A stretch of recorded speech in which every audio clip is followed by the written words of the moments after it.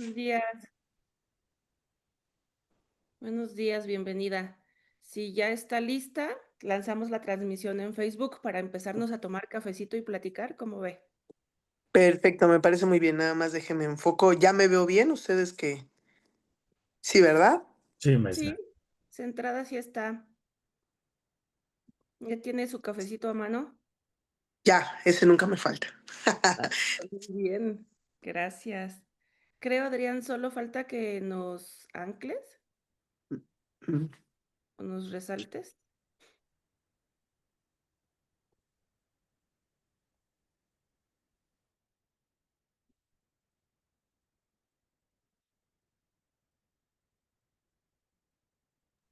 Listo, estoy enviando la transmisión.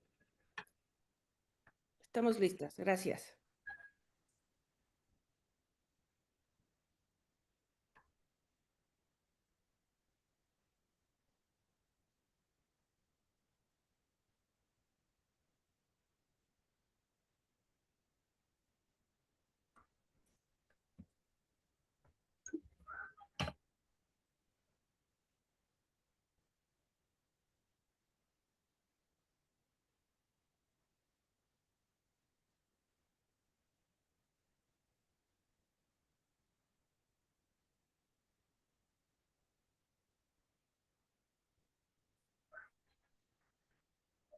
¿Qué tal? Muy buenos días a todas y a todos.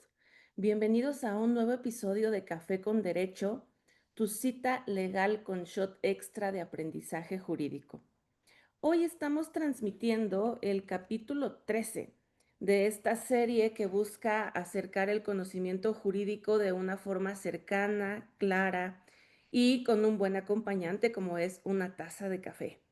Este lunes 28 de julio del año 2025 y como cada lunes y cada jueves de las semanas, agradezco profundamente a quienes se conectan con nosotros desde temprano, ya sea por medio de Facebook Live o también por Zoom y sobre todo gracias al patrocinio de INDECAG y de sus redes sociales. Gracias por hacer de este un espacio, perdón, un punto de encuentro a donde justamente arranca la mañana con esta calidez. El tema que abordaremos hoy es de gran relevancia para la vida cotidiana y es muy importante también a nivel social debido a los vínculos que la conforman. Hoy tendremos el tema de justicia familiar y para ello tenemos el honor de contar con una invitada muy especial que es la maestra María Luisa Vázquez Cerón. Fíjense que ella se desempeña como jueza en el nuevo sistema de justicia familiar. Y es muy importante, disfrutaremos mucho hoy, además de ir tomando cafecito y platicando y aprendiendo de ella, de la experiencia tremenda que tiene, pero sobre todo, fíjense que la intención del episodio de hoy es hacer mucha reflexión sobre la importancia del papel de la familia en nuestra sociedad. Así que yo soy Alma Yesenia Peña Hernández y me da mucho gusto conducir este espacio. Preparen su café, tengan a la mano las dudas, comentarios y reflexiones y comenzamos. Maestra María Luisa, muy buenos días y muchas gracias por aceptar la invitación para estar con nosotros. Muy buenos días, al contrario, muy buenos días a todas las personas que se encuentran conectadas. Agradezco muchísimo la invitación. Cualquier foro que sea para la difusión del derecho siempre será grato, porque compartir el derecho es algo que debe ser parte de nuestras vidas como abogados. Muchísimas gracias. Gracias, maestra.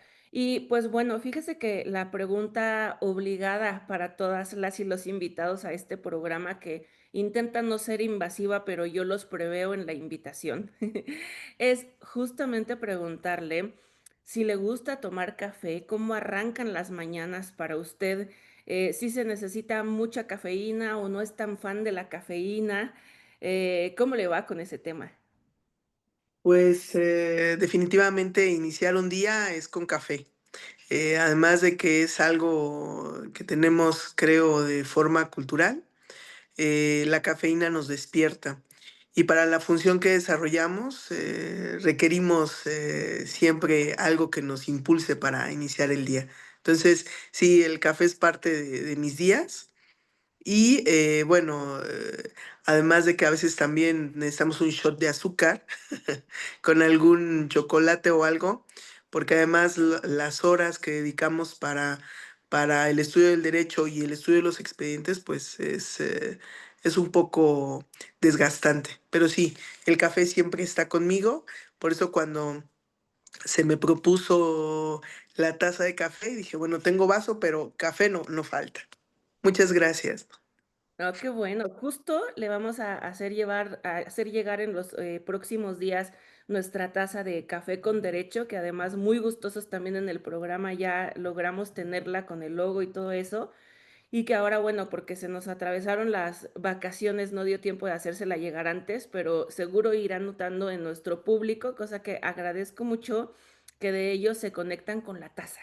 Y ahí nos Estuvo vamos súper diciendo, bien. ¿no? Magda, Sofi, Aníbal, todos nos vamos diciendo salud, saludcita con nuestra tacita de café con derecho. Y pues bueno, Es una eh, buena práctica. sí, sí, y muy necesaria, como dice usted, necesitamos shot extra de aprendizaje jurídico y shot extra de café también para algunos temas. Y es que justo, pues hablar, fíjense que a mí me gustó mucho cuando días previos tuve comunicación con la maestra para definir el tema de este episodio y ella propuso esto sobre la justicia familiar y que yo les advertía a algunos amigos también cuando compartí la liga. Fíjese, maestra, que en ese grupo principalmente somos penalistas. Yo me declaro totalmente penalista, no le hago nada a la materia civil, pero me gustan mucho estos temas familiares porque también creo que es una delgada línea, ¿no? En la que si las Claro. cosas se manejan mal y dejamos que se volaticen mal, pues pasan a la cancha de lo penal, ¿no? Y se van complicando y que justamente estos asuntos maltratados, mal contenidos, malos atendidos, pues generan problemas mucho mayores. Entonces, quisiera empezar platicando con usted, maestra, porque me quedé mucho con esa reflexión a raíz de nuestros mensajes, pero quiero compartir esta reflexión con nuestro auditorio. Y más o menos el planteamiento va de este.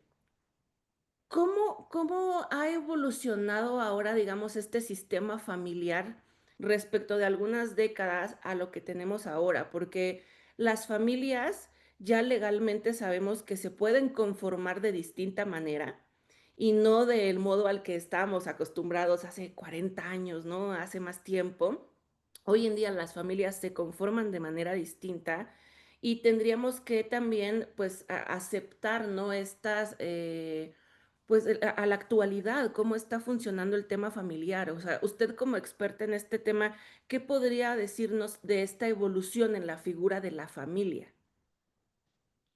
Indudablemente, la familia es algo que ha formado parte de la sociedad desde épocas antiguas y se ha transformado, ha evolucionado de distintas formas y todo esto ha sido con base justo en los estándares sociales. Y de ahí surge una gran parte del problema de la evolución de la familia, porque hay una parte que es aceptada y otra parte que no es aceptada. Nuestra sociedad vive bajo un estándar tradicionalista en su mayor parte. Sin embargo, con el tiempo se han abierto las puertas a la evolución de la familia, las nuevas formas de familia, hasta llegar a familias unipersonales incluso, por ejemplo, que nos permiten ver que no solamente podemos ver a la familia como papá, mamá e hijos. Y eso ha permitido que el derecho tenga una visión distinta a partir de todas estas nuevas familias. Sin embargo, es un gran reto, porque actualmente la familia está en crisis desde hace muchos años. Hay una crisis de valores, hay una crisis de lo que realmente constituye una familia. Una familia implica generar vínculos, generar amor, generar cuidado, generar respeto. Lo que antes nosotros conocíamos como los fines del matrimonio, que después fueron suprimidos del Código Civil con el tiempo, y dieron paso a nuevas figuras, como el concubinato en el año 2000, por ejemplo. Han ido evolucionando las figuras, pero también hemos tenido esta pérdida de elementos subjetivos que tienen que ver con la familia. Porque la familia no es una unión con fines de lucro, la familia no tiene una finalidad patrimonial, la familia tiene una finalidad de unión, de respeto, de amor y de felicidad. Y es justamente esto lo que debe transmitirse a las siguientes generaciones.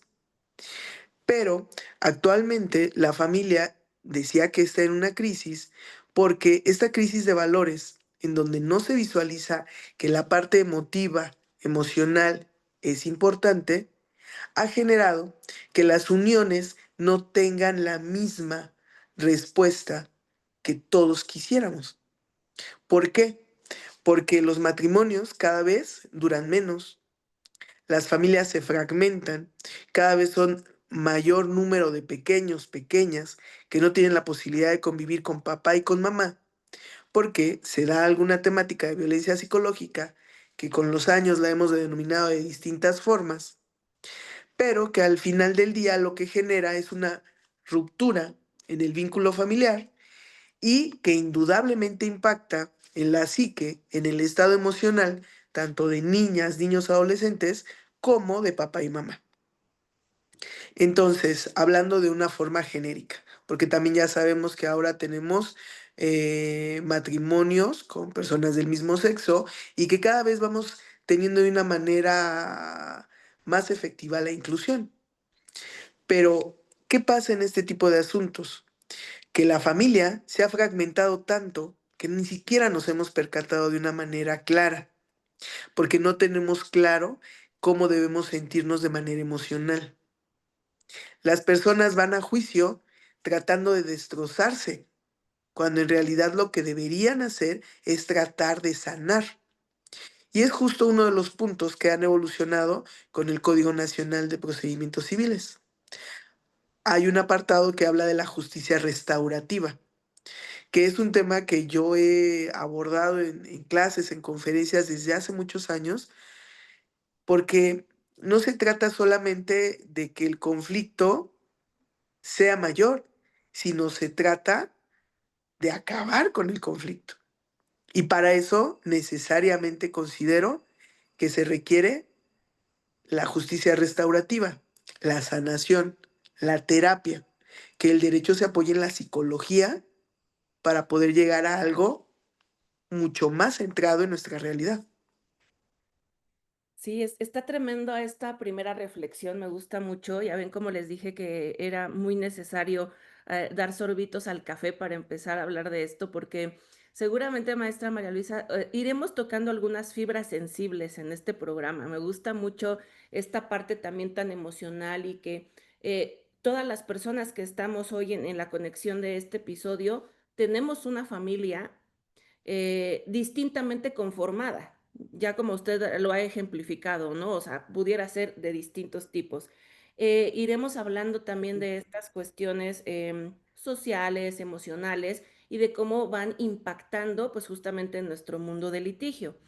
Hay algo que también quería mencionar, porque usted decía ahora, bueno, leía y relaciono a lo que usted comentaba, un estudio de que, por ejemplo, ahora ya tenemos a pues muchos chicos, chicas de mi generación para abajo, que, por ejemplo, ya no pretendemos casarnos, ¿no? O sea, que ya el punto es, no, para mí el tema del matrimonio ya no es algo como, no, digamos, no es una meta en la vida, como para muchas otras personas sí lo pudiera Claro. ser. Ya está muy fuertemente marcado en estas generaciones tal vez la idea de no tener hijos, pero justo sí impacta en lo legal y pensaba en otra cosa porque ya estos derechos están reconocidos también, por ejemplo, ahora en el tema de tener mascotas. Yo leía el Claro. otro día unas notas, no me acuerdo la verdad cuál era la fuente, discúlpenme, está muy mal de mi parte citar sin recordar el nombre de la fuente, pero lo que me llamaba la atención es de que, por ejemplo, ahora, y no sé, usted cuéntenos por favor en su experiencia como juzgadora, si ha tenido casos así, con qué, tal vez con qué estadística o con qué dato duro, informalmente hablando, ¿eh? No la quiero comprometer a más. Sí ha tenido ya estos casos de que, por ejemplo, existen, se me va la palabra, por ejemplo, una pelea por la custodia de un perro, de un gato que es la mascota de la pareja y que cuando se están separando, entonces quiero ir con su señoría María Luisa para que por favor regule, como dice la canción, quién se queda con el perro, ¿no? De hecho, yo nunca he resuelto un asunto en cuanto a esta situación, sin embargo, sí he sabido que algunos de mis homólogos lo han hecho y justo llegamos a tener alguna conversación en ese sentido, porque no debemos olvidar que el derecho familiar como tal no regula a las mascotas. Sin embargo, el derecho familiar sí regula a la familia. Y la familia puede estar no solamente conformada por personas humanas, sino también por animales no humanos, como se denominan para el derecho los animales, las mascotas.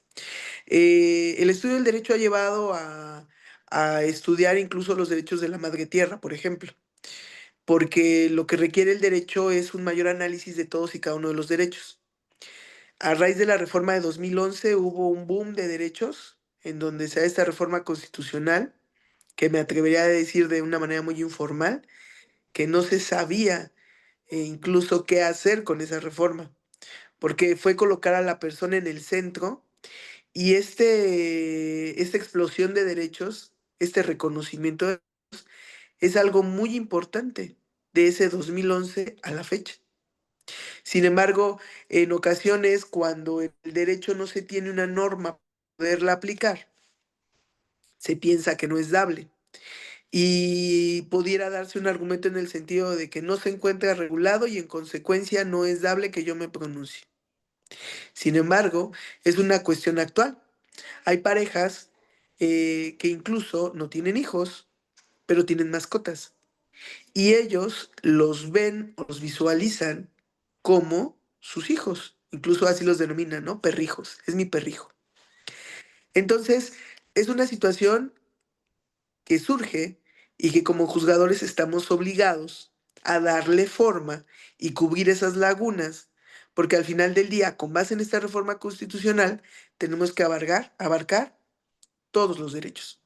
Entonces, en mi perspectiva, si yo tuviera un asunto así, podría llegar a aprobar algún convenio, por ejemplo, porque en la perspectiva de la justicia restaurativa y de antaño la forma de concluir un asunto es justamente hacerlo a través de acuerdos de voluntades. ¿Por qué? Porque solamente las personas conocen sus contextos, sus vidas, sus horarios, su capacidad económica, la distancia entre casa de uno y otro, y esa información la requerimos para poder dictar de una mejor manera cualquier medida. Pero si tenemos esa información, eso es, se puede decir, materia para un convenio. Pero en mi perspectiva sí tendríamos que analizar eso y buscar la forma de que el derecho que tenemos cubra o proteja esos derechos. Entonces yo creo que es una pregunta interesante, no está en la norma, pero considero, con base en la formación que yo tengo, que es en materia de derechos humanos, soy especialista en la materia, y tenemos que ver más allá. La visión no solamente es lo que dice la ley, la visión es atender a nuestra realidad social y ver qué tenemos para poder resolver el conflicto con base en esas herramientas. Sí, está muy interesante porque es justamente de estos temas de evolución social de los que se mencionaban, ¿no? En cuanto a la primera intervención, les cuento, yo conozco a personas cercanas que fueron pareja en algún momento y tenían a los perritos, hoy en día están separadas esas parejas de amigos, amigas, pero, o sea, hacen este mood también de hoy, el fin de semana te toca el perrito, ¿no? Y yo llego el lunes por el perrito y justamente es un esquema de perrijos o de gatijos o de la mascota que ustedes quieran, que yo creo que cada vez se irá teniendo más, porque incluso, ¿sabe qué pensaba, maestra? Por ejemplo, en las cuestiones, muchos en el público saben, yo le cuento a usted, a mí me gusta estudiar las cuestiones de violencia de género y atenderlas. Claro. Y, por ejemplo, ya tenemos regulado justamente el tipo de violencia que recae sobre la mascota de mi pareja, por ejemplo, ¿no? Y que con la intención de dañar a María Luisa, como yo sé que quiere mucho a su perrito, entonces o sea, se han tenido casos registrados, no en México, pero sí en otros países, por ejemplo, España, a donde los indicadores de violencia están durísimos y queman a los perritos de la pareja, ¿no? O sea, por ponerles el ejemplo también de, es interesante estas cuestiones de evolución en el campo del derecho, en las violencias, en las familias y bueno. Mencionaba usted un tema que me parece súper bueno también que podamos, que nos pueda compartir para tener mayor claridad. ¿Cómo funcionaría ahora y por qué entendí yo que justamente la invitación es a estudiar, a hablar, pensar, aplicar una justicia familiar restaurativa? Porque en el mundo del derecho ahora, pues en el penal, en muchas otras ramas nos están diciendo convenios, por favor, justicia restaurativa, por favor. Y en el tema familiar, ¿de qué va eso, maestra? Esta pregunta es muy interesante y muy importante. Por muchísimo tiempo, yo tengo 10 años como juzgadora familiar y 10 años más como proyectista de sala familiar. Entonces he vivido transiciones en la ley que hablan acerca justo de violencia, de cómo la denominamos. Actualmente tenemos un concepto nuevo, la violencia vicaria, por ejemplo. Sin embargo, todo se reduce a un resultado de toda la violencia social que se está viviendo. Porque no olvidemos que los estereotipos de género y las bases sociales son las que generan el comportamiento humano. Y este comportamiento humano es la base o es lo que genera el supuesto legal que da lugar a que nosotros tengamos que resolver algo. Entonces, el derecho familiar por años ha determinado ser sancionatorio. Si tú no haces esto, yo te multo. Si tú no haces esto, te cambio la guardia y custodia. Si tú no haces esto, te arresto. ¿Y qué es lo que eso genera? Que la relación familiar cada vez se friccione más y que esta fricción genere que los vínculos familiares que existían se vayan desgastando. Los hijos de ver tanto conflicto, que insisto con el tema psicológico, cuando papá y mamá permiten, de forma genérica hablando, cuando papá y mamá permiten o los progenitores permiten que los hijos se enteren de toda la problemática, lo que va dando como resultado es que los hijos llenos de conflicto digan, yo no quiero hablar con mamá, yo no quiero hablar con papá, no quiero volver a verlo, nos está generando problemas, no nos da para la pensión. Incluso hay niños, yo los he visto en pláticas, cada vez que platico con niños, niñas o adolescentes, que me han indicado, mi papá nos abandonó, mi papá nos hizo, después de lo que mi papá o mi mamá nos hizo, yo no puedo hablar con ella. Esa es una frase de miles de frases que he escuchado en tantos años, que he leído. Y justamente el buscar sancionar genera enojo, genera ruptura. La justicia restaurativa busca restaurar las relaciones, en este caso las relaciones familiares, los vínculos filiales, los vínculos familiares, que le permitan a quienes están dentro de la familia seguir con esta relación familiar, seguir amando a papá, seguir amando a mamá, sin verse contra la pared.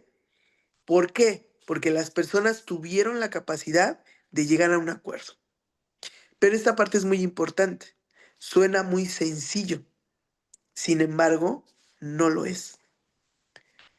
En la experiencia que yo tengo, y ese es justo uno de los motivos por los cuales yo decidí estudiar psicología, estoy a punto de terminar la carrera, me permiten advertir que dirimir el conflicto no es algo sencillo, porque las personas llegan con la idea, dicho coloquialmente, te voy a destrozar.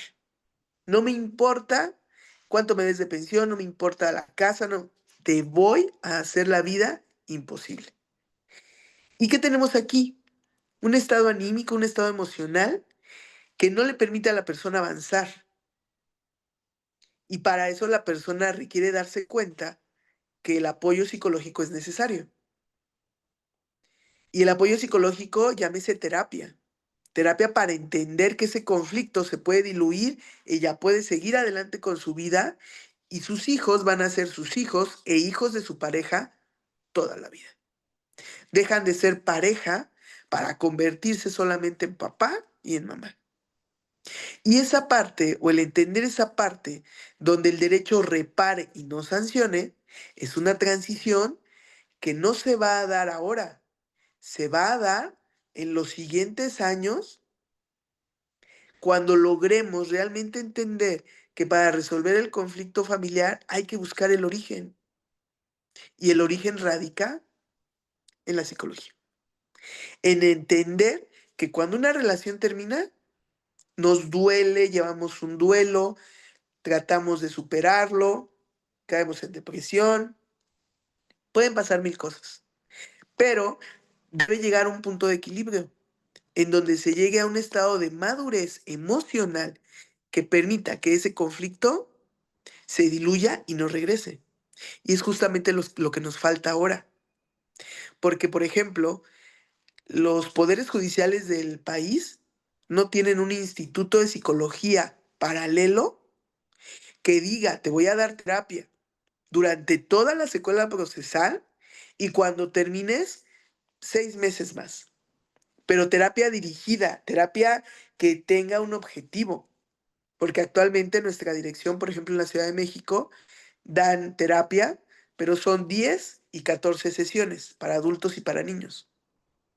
Esas sesiones, en mi perspectiva, tienden a ser insuficientes. Pero creo que esa parte de restaurar es justo lo más importante que tiene este tema, pero que hay mucho camino por recorrer todavía. Dios mío, ya ven que se está poniendo muy fuerte este tema y muy fuerte el café. Ya vamos despertando con este análisis jurídico porque, pues evidentemente que estas cuestiones psicológicas que usted comenta, maestra, son indispensables, son la base de, creo que hoy nos podemos dar cuenta también de que aunque todas las personas que estamos conectadas ahora en el programa, si volteamos a ver también por este rollo generacional, en nuestra época, cuando nosotros éramos, no sé, pensemos en, íbamos a la primaria como niñas y niños, no se estilaba tener atención psicológica, ¿no? Y hoy en día, ya ven todos aquí, es más, si yo preguntara, muy retóricamente, no tienen todos que verse comprometidos para contestar, pero hoy en día, a la edad que tenemos, ¿quiénes de nosotros sí tomamos terapia y quiénes no? Yo he tenido amigas, amigos a los que cuando contamos no alguna bronca y yo sugiero, oye, ¿y si vas a terapia? Y muchas veces, maestra, la respuesta es, ¿qué te pasa? No estoy loco. ¿Cómo vas a creer que voy a ir a terapia si no estoy loco? Entonces es así de, oye, todavía nos falta romper muchos mitos y que justamente esto va impactando, ¿no? En estas cuestiones jurídicas. Ahora, voy a llevar a nuestra invitada especial de un tema bien bonito a como ella nos lo expresó en el tema de justicia restaurativa familiar o familiar restaurativa, a otro tema que pone luego bien incómodos, pero que lo tengo que hacer también ahora ya.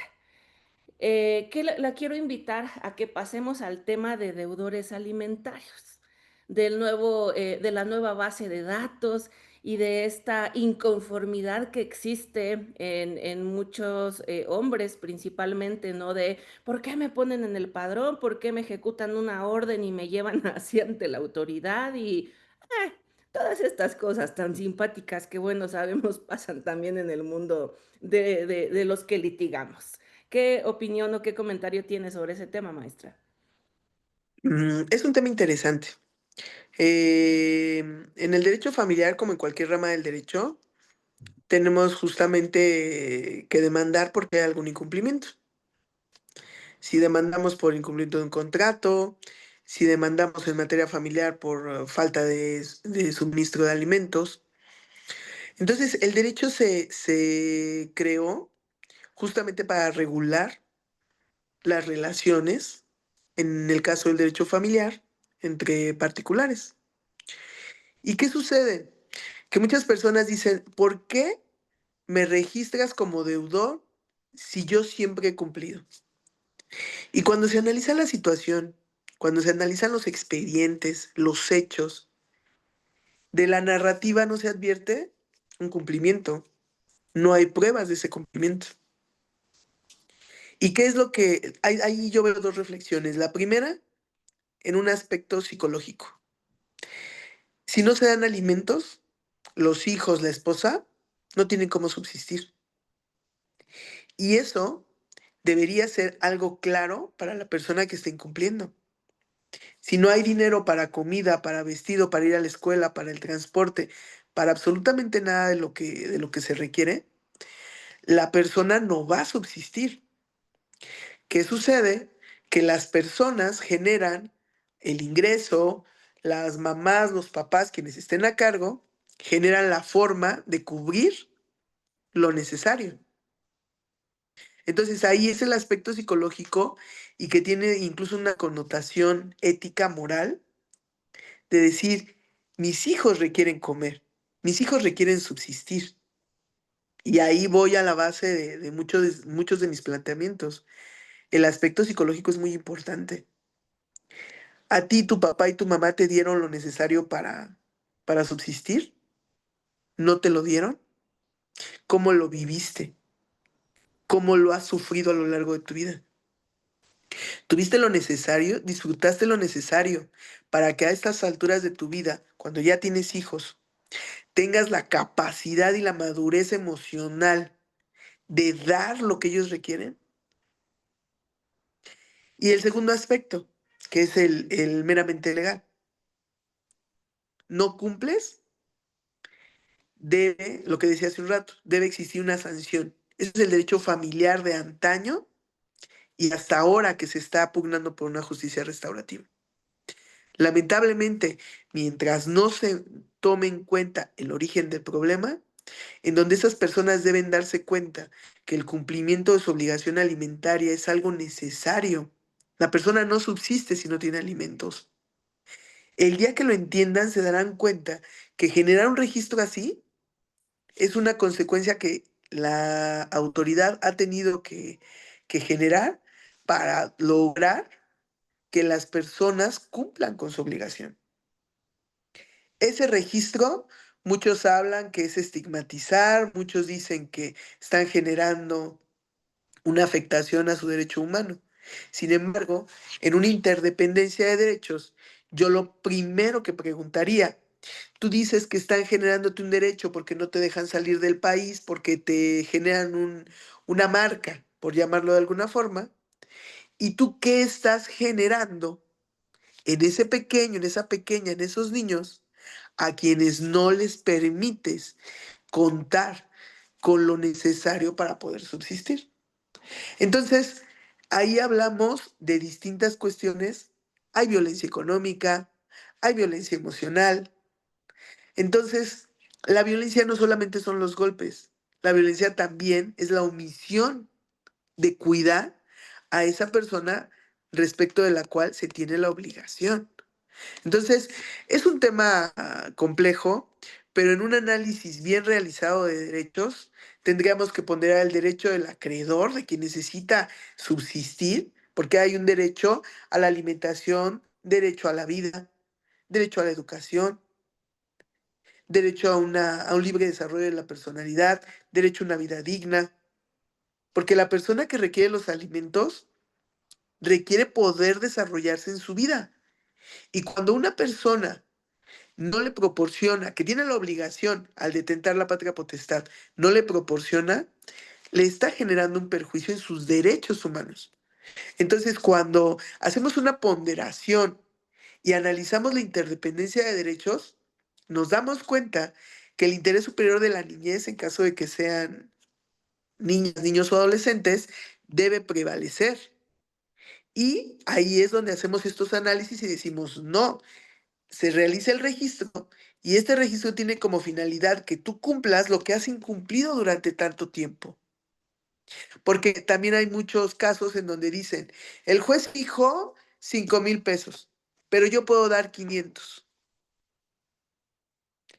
Eso es algo autodeterminado y sabemos que lo que deben cumplir es justamente lo que determinó el juez.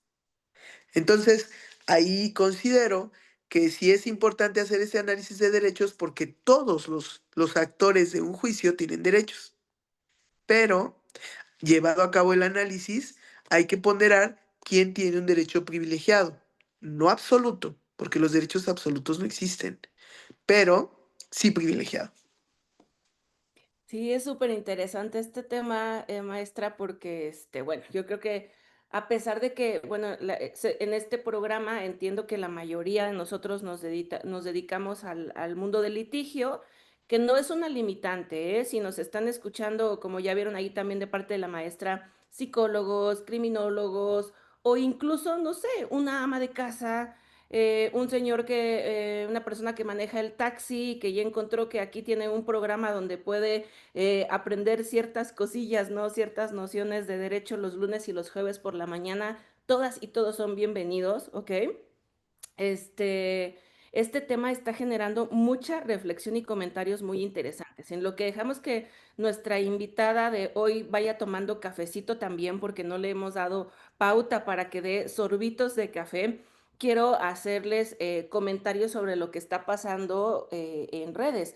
En Facebook, por ejemplo, maestra, fíjense todos que hubo buena respuesta sobre este punto de hacer los convenios en cuanto a quién se queda con el perrijo y con las mascotas. Y nos comparten a algunas personas que han tenido ya casos así. Miren, qué bueno, qué bonito también que estamos cubriendo esa parte. Me gusta también la reacción aquí en Zoom y en otros comentarios en Facebook sobre el pro de la terapia psicológica. Y justamente esta relevancia, ¿no? Me gustó una imagen que nos puso Nancy, gracias Nancy, a donde dice, a terapia no van los locos, sino los que tienen la valentía de hacerse cargo de sus emociones para reparar y dejar de repetir. Y es que, claro, en este tema de justicia familiar sería de vital importancia que papá o mamá tomen esa terapia para no seguir teniendo ahí, provocando, digamos, algunos inconvenientes en cuanto a los hijos, ¿no? Y Carlos, escríbenos por favor la pregunta que quieras plantear aquí para la maestra y con mucho gusto lo haremos. Pensaba también, maestra, ahora en la explicación que usted nos daba en el comentario sobre el tema de pensiones. Y justamente me gusta que hay que entenderlo desde el aspecto social, desde el aspecto emocional, cómo impacta este rollo de si pagas pensión o no, la pagas completa o no, y que hasta diría, la pagas puntual o no, ¿no? Etcétera. Claro, Porque no sé si ustedes llegaron a leer alguna nota periodística también ahora que estuvimos en el tema de elecciones de juezas y jueces que en el primer filtro bajaron a algunos hombres que estaban de candidatos porque estaban en el padrón de deudores alimentarios. Y ahora yo pensaba con lo que usted comentaba, maestra, y decía, oye, es que como tú quieres candidatarte y quieres ser juez, ¿ok? Quieres impartir justicia, si Corte A no estás pagando tu pensión, tú mismo no le estás pasando, ¿no? claro. Y que de ahí justamente a estas personas, pues se supone, las quitaron en ese primer filtro y dijeron, porque no cumples con esta parte, ¿no? Porque estás en esto no puedes continuar y, por ejemplo, no vas a llegar a la boleta.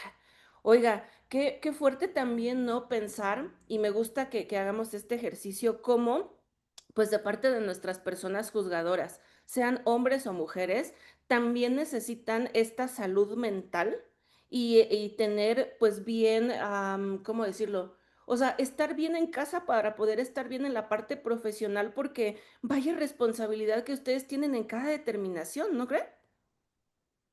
Claro, de hecho, el aspecto psicológico es muy importante, porque además de la temática laboral, es una temática exhaustiva, agotadora. Y la gran problemática en Ciudad de México es que son demasiados asuntos. Obviamente no es justificación, pero tengo años señalando, hay empresas en donde dan ciertos periodos para que haya recesos en toda la jornada laboral o que el personal tenga la posibilidad de tener descansos de 4 o 5 minutos para poder continuar. Actualmente se han visto temas que incluso ya se habla de que hay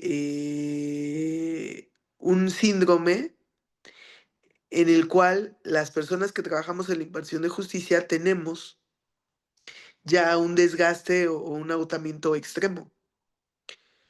Y vuelvo a mi tema, incluso en mis clases yo siempre lo digo, el tema es psicológico. Si nosotros atacáramos el origen del conflicto, no tendríamos tantos conflictos. Pero no hay política pública de salud mental. La salud mental, al igual que cualquier tipo de salud, es un derecho social. Le corresponde al Estado cubrirlo. Sin embargo, si nosotros buscamos instituciones que nos den terapia psicológica, no hay. Focalizada, no hay. Hay algunos lugares que dicen, sí, sí hay psicólogo. Y el psicólogo da terapia de 9 a 12. Y generalmente, por ejemplo, en Ciudad de México, una alta población pues, labora en ese horario. Y entonces se vuelve un problema porque no atacamos el origen.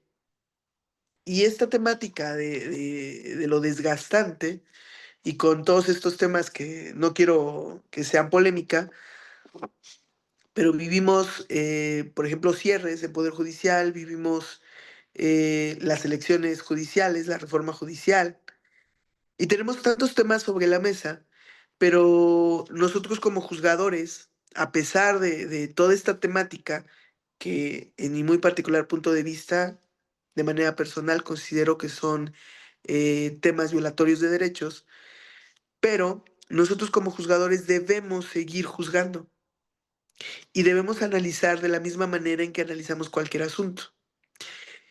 Entonces, se vuelve un tema complejo, pero que al final del día lo hemos hecho posible y hemos logrado que los tribunales, al final del día, o en los tribunales se resuelvan los asuntos, pero cada día requerimos mayores herramientas y eso es un hecho. La psicología es una disciplina que viene a complementar al derecho. E insisto, este tema yo lo he comentado en mis clases hace años.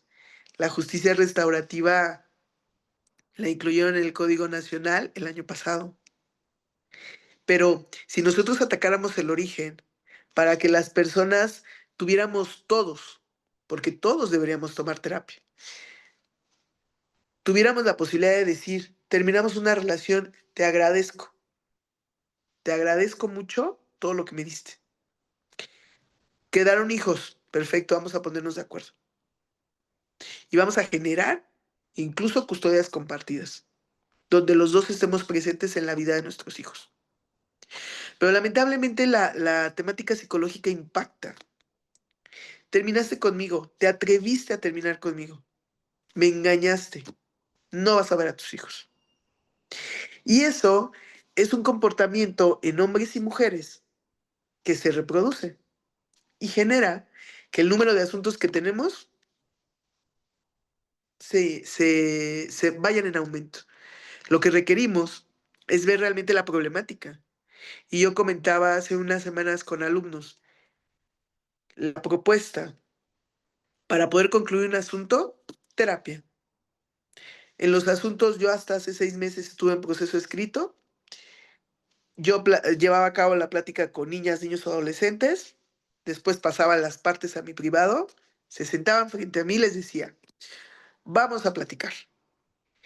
Y una de las propuestas que iban aparejadas con el convenio era la terapia psicológica, por 6 meses, mínimo. Una vez a la semana, 6 meses. Cada quien pagaba su terapia. Y la de los hijos, por ejemplo, si eran 2, uno pagaba una y otro pagaba otra. Pero son intentos. Al final del día también hay personas, por ejemplo, que se dedican a las labores en hogar, no trabajan fuera de casa porque en casa trabajan y que no tienen la capacidad económica para pagar la terapia. Y la pareja se niega a pagar la terapia. Y entonces, ¿qué genera? Es un obstáculo para generar este convenio. Si hubiera un instituto de psicología público que permitiera que esas terapias se dieran post juicio, eso nos permitiría que las personas, incluso con horarios extendidos, para que las personas pudieran decir: salgo de trabajar a las 3, a las 5, a las 6. Yo tengo amigos psicólogos que dan terapia hasta las 9 de la noche. Terminan de dar terapia a las 10. La dan por Zoom, física. Forma de solucionar el conflicto existe, pero también debe existir una reculturización que también corresponde al Estado. Sin embargo, también es bueno que nosotros como personas nos demos cuenta que hay algo que cambiar. Y con una, dos, 10, 15 personas que tomen en cuenta esto y digan: voy a analizarlo, y es de a poco, porque suena sencillo, pero no lo es. Son como los temas de creencia positiva. Todo lo que tiene que ver con psicología suena sencillo, pero no lo es. Puedo darme cuenta que debo reestructurar, de construir mi conocimiento y volverlo a construir sobre una base distinta. Pero de ese momento que yo me dé cuenta al momento en que logre concretarlo al 100%, pueden pasar años.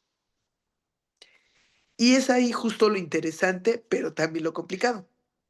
Pero yo considero que deberíamos analizar el problema, saber que existe el problema de salud mental para poder comenzar a dar una solución.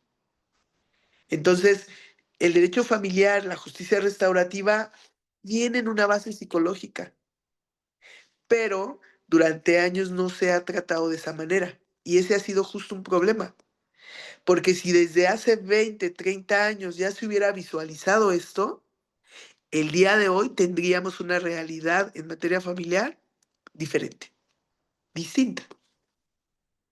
Fíjese, maestra, que me hizo recordar ahora, hace algunos años tuve la oportunidad de trabajar para Ujú. determinado centro laboral, no diré el nombre, pero para X centro laboral, a donde tuve la fortuna de dar una consultoría porque me decía el jefe, ¿no? De este centro, que estaba muy preocupado porque en el último año habían tenido 3 casos de suicidios de sus empleados y que pues eso le preocupaba ya mucho y que qué podíamos hacer. Pero les cuento más del planteamiento. Este centro de trabajo pues tenía un desplazamiento a nivel nacional y a donde se nos era complicado, como usted lo mencionaba también hace un rato, pues dar esta atención personalizada física a cada persona.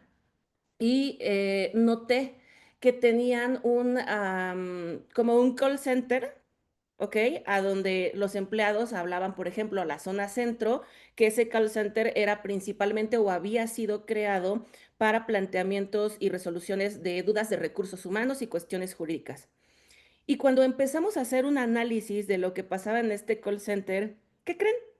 Nos llevamos con la sorpresa que a lo mejor aquí mi querida maestra María Luisa me va a decir: Alma, a mí eso no me sorprende nada, ¿no? Por lo que ella nos comparte de su experiencia psicológica, pero notamos que las personas empezaron a hablar para pedir contención emocional, para un manejo de estrés, para un manejo de estas emociones y problemas que se tenían y no, o sea, no para una duda jurídica, no para una duda de mi formato de X cosa, ¿saben? Y además también que se notó que las llamadas se recibían durante la noche y madrugada. Así que creo también, o sea, vuelvo a este punto para reafirmar lo que la maestra María Luisa nos ha estado diciendo. De verdad que el tema de salud mental está tremendo. Gracias a todos ustedes por los comentarios que nos ponen. Hay personas aquí en el chat que han hecho ciertas referencias sobre del también cómo la pandemia pues nos ha abierto, o sea, Claro. corrió las cortinas para demostrar muchos de estos problemas que se tienen en casa, que se tienen en emociones y este tipo de necesidades que se tienen, pero que además yo quiero felicitar a nuestro auditorio, maestra, si me lo permite, porque me gusta mucho también que en este rollo, digamos, ¿no? En esta pose que luego las y los abogados tenemos, que podamos permitirnos aceptar y decir, oye, sí, se necesita inteligencia emocional, se necesita terapia, se necesita contención, se necesitan estas cuestiones y que además, ya lo hemos mencionado en otros momentos, pero están ustedes de acuerdo también que si nosotros como abogadas y abogados mal aconsejamos a los clientes, nosotros también andamos detonando asuntos bien complicados, ¿eh? A veces creo que también entre las partes están tranquilitos y uno los echa a andar. No, pídele más pensión. No, quítale a los niños. No, nos vamos a fregar a este, vas a ver. Oigan, no hay que ser Claro. así. No, o sea, de nosotros también va, creo, maestra, inhalar, exhalar, estar también bien centrados, bien tranquilos para ayudar a nuestros clientes, a las personas, a remediar esto de la mejor manera, que sea restaurativo como la maestra nos ha dicho, y no pues estar generando alzas y alzas y alzas de demandas, denuncias y todos estos problemas que impactan en lo jurídico, ¿no? De hecho, justo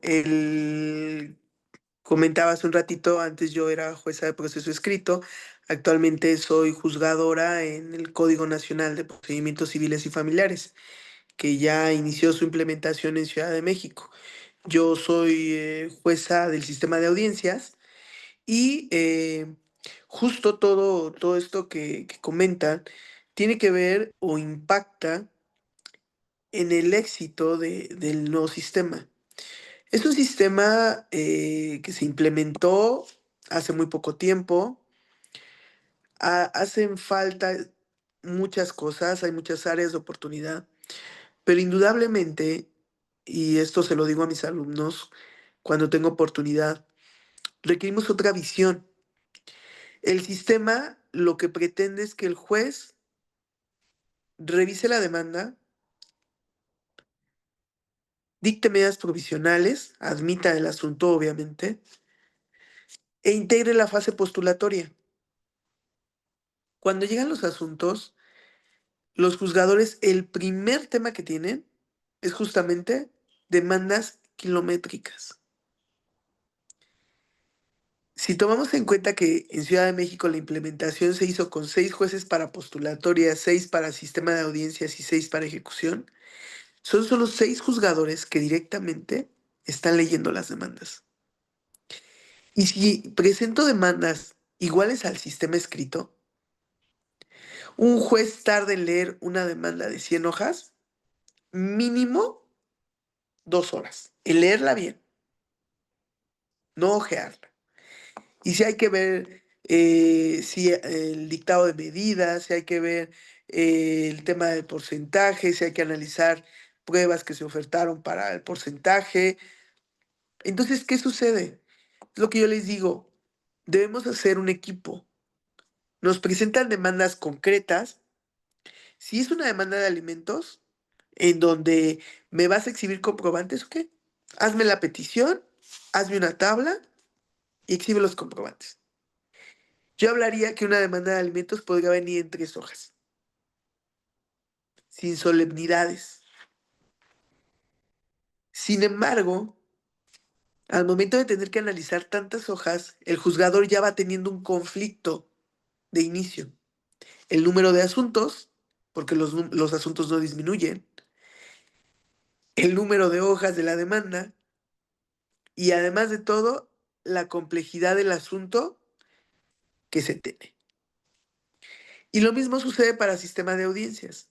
Si a mí me llega un expediente en el que me van a fijar audiencia dentro de una semana y son 700 fojas, y es lo que está pasando.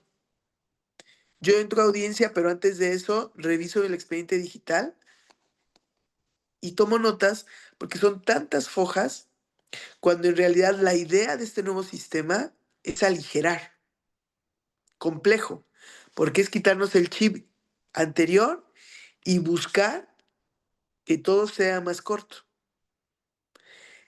más concreto. Entonces yo creo que ese sistema tiene que ver mucho con el trabajo que hagamos en equipo, tanto juzgadores como abogados postulantes. Porque si la demanda viene de 3 hojas, adelante, tenemos audiencia en una semana. En la audiencia, lo que se tenga que hacer, si reviso medidas, si me están pidiendo una medida que no me habían pedido, la analizo, la determino. Y es más, si no hay nada más, se puede llegar ahí a un convenio o, dependiendo del tipo de audiencia, el tipo de juicio, dicto sentencia.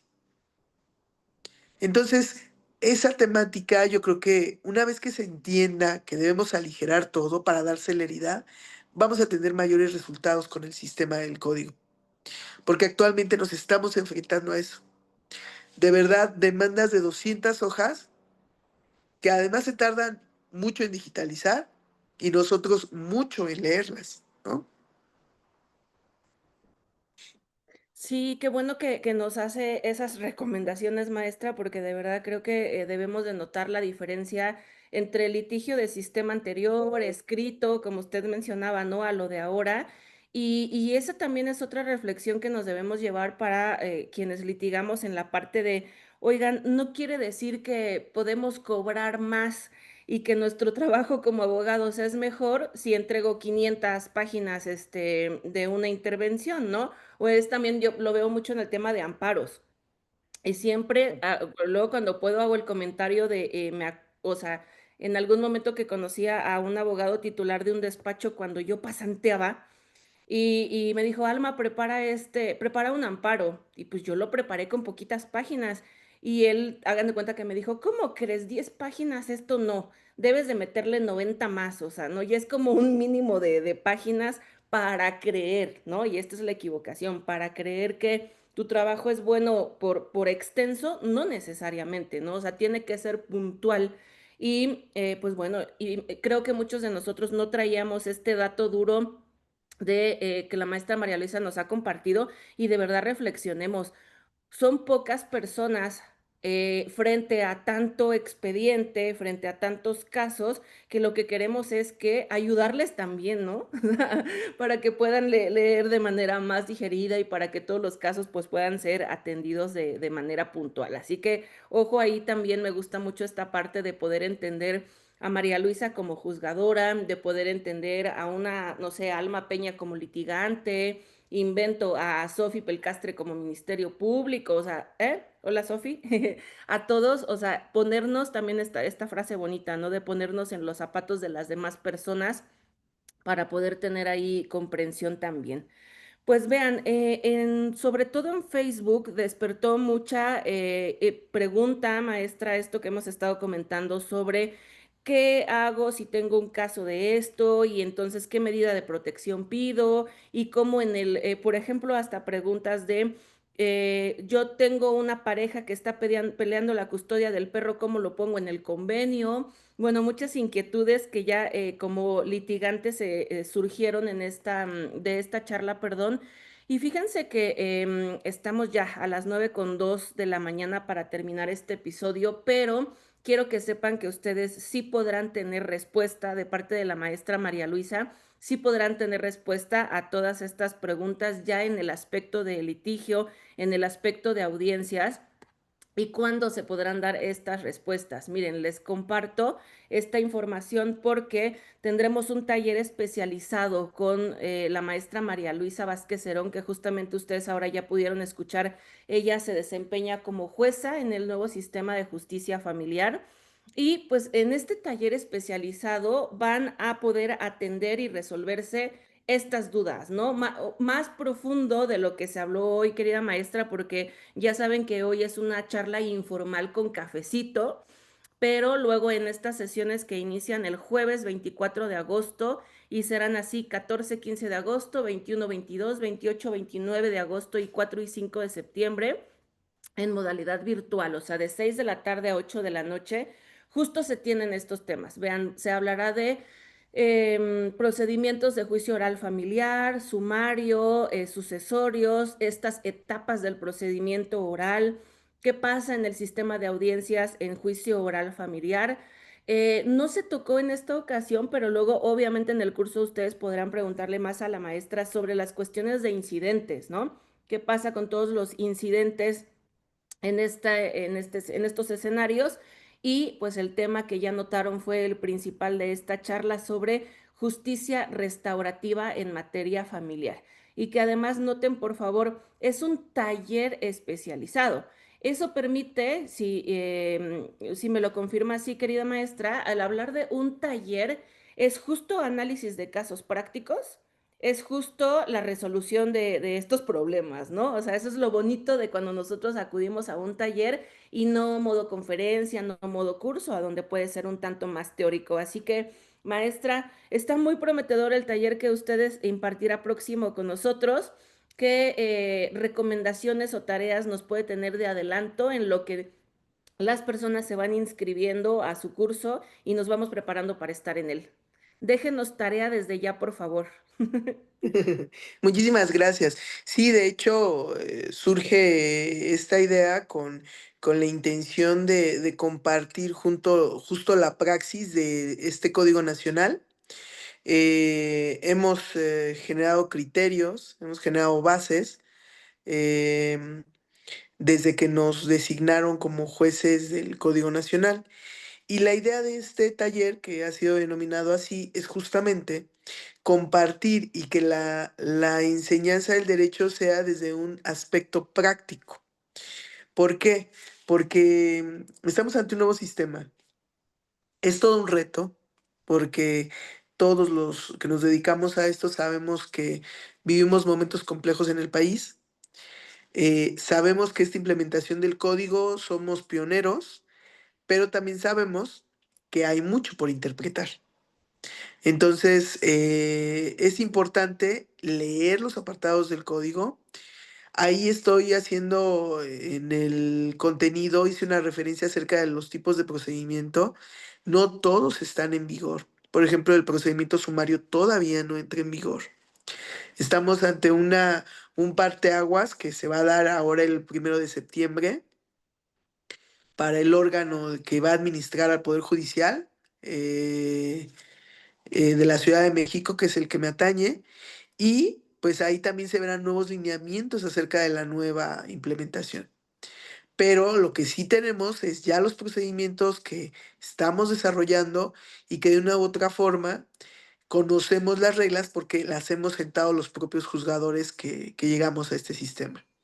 Entonces, la recomendación sería leer los apartados. El juicio oral familiar es el que se puede decir que es el rey del código. Y una parte muy interesante de algo que comentaba hace un rato es que en las medidas provisionales ya se incluyen las medidas de protección. Será muy bueno analizar eso, todo eso lo vamos a ver en el curso. Hay también una figura de prueba anticipada, que los juicios de guardia y custodia y convivencia es oral, porque nos va a permitir que la guardia y custodia provisional o la convivencia provisional tengan una base mayor. También tenemos, sí hay un apartado de incidentes. Una parte interesante es que los incidentes los visualizan los jueces de ejecución conforme a la manera en que se planeó la implementación en Ciudad de México. Y pues esta parte es muy interesante, porque en realidad la sentencia se dicta en sistema de audiencias, pero los incidentes tienen una tramitación específica ante los jueces de ejecución.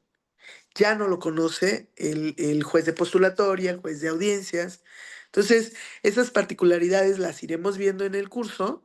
Se pensó realizar este taller, el taller, perdón, justo para que las preguntas sean a la práctica, a lo que realmente necesitamos. Y tips o comentarios como este de que seamos concretos, ¿no? Y hay cientos, porque la verdad es que hemos vivido esta implementación, así como la reforma judicial, de cerca, de primera mano. Y pues esto nos va a permitir justo este análisis de fondo que queremos compartir. Excelente, maestra. Pues bueno, ya tenemos ahí todos la recomendación, tienen la invitación. Si tienen alguna duda o desean que les ayudemos en el proceso de inscripción, por favor, contáctenos a los números que ustedes ya conocen o en nuestras redes sociales para pues poder apartar la primera línea, la primera fila en el aula virtual que tendremos con la maestra María Luisa. Muchas gracias, maestra, por haber aceptado estar en el episodio de hoy, por habernos puesto a reflexionar tanto. De verdad me voy hoy con los pelitos de punta porque hubo mucha fluctuación de emociones respecto de lo comentado hoy y me gusta mucho también, agradezco a todos ustedes que se tenga la apertura porque de verdad este programa no sería posible sin ustedes. Podríamos estar la maestra María Luisa, Adrián y yo en el Zoom conectados y luego, pero si no están ustedes, si no está Carito, Magda, Livni en el Uber creo, pero ahí va, Lupita Huerta. Sofi, Dania, Abel, bueno, los que siempre se conectan, Felipe, que siempre nos comparte, él cuando escucha algo interesante busca la jurisprudencia y nos la comparte. Gracias, Felipe, también por ese esfuerzo de siempre. Diana, bueno, no podría aquí parar si tengo que mencionar a los casi 200 conectados que estamos ahora. Entonces, muchísimas gracias a ustedes que hacen el programa posible. Y pues, maestra, antes de hacer el mensaje de cierre, no sé si también usted quiera pues tomar el micrófono para despedirse en esta ocasión. Muchísimas gracias, pues agradezco el espacio, cualquier espacio de difusión del derecho es grato, porque pues yo he dedicado gran parte de mi vida a este tema y los esperamos en este taller, será muy retroalimentador y analizaremos todos los supuestos que ahora es una herramienta excelente para poder entrar de lleno a la implementación, que va desde el tema tecnológico, principios procesales nuevos, hasta realmente saber cuáles son los elementos para dictar medidas provisionales, para dictar una sentencia y cómo van a funcionar los incidentes. Entonces, lo que requieran lo podemos analizar en ese taller y pues ojalá que podamos compartir y tener mayor interacción y mayor tiempo. Y Sí, les seguro. agradezco muchísimo. Excelente día. Muchas gracias, maestra María Luisa. Seguro así será. Y pues bueno, hemos llegado al final de este capítulo 13 de Café con Derecho, que como cada lunes nos vamos con el corazón y la mente más despiertos. Hoy hablamos de un tema profundo y fundamental, que fue la justicia familiar.